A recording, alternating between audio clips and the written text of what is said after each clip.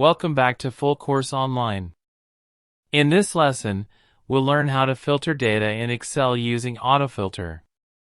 Filtering lets you display only the information you want, while hiding the rest.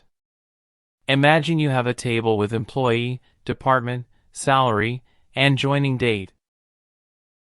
To apply a filter, click anywhere inside your data. Then go to the Data tab and click the Filter button.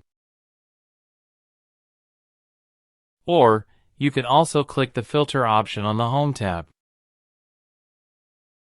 Small drop-down arrows will now appear at the top of each column. Let's filter the Department column.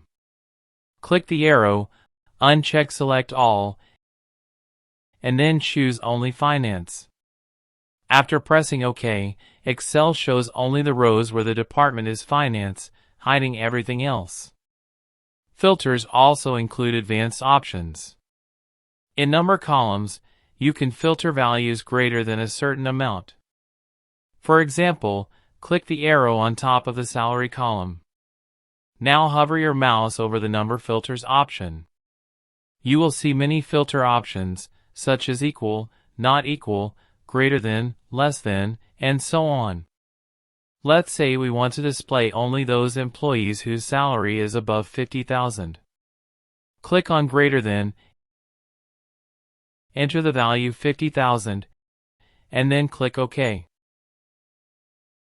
Only the employees in the finance department with a salary above $50,000 are now displayed.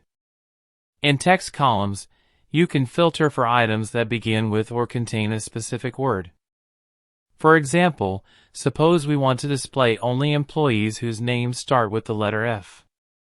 Open the filter and select Text Filters. Choose Begins with and enter the letter F.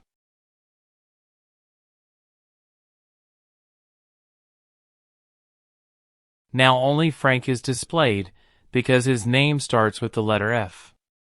To remove the filter, simply click the Filter button again. Or clear the filter directly from the drop-down menu. Filtering is a powerful way to focus only on the information you need, without deleting or moving any data. That's all for this tutorial.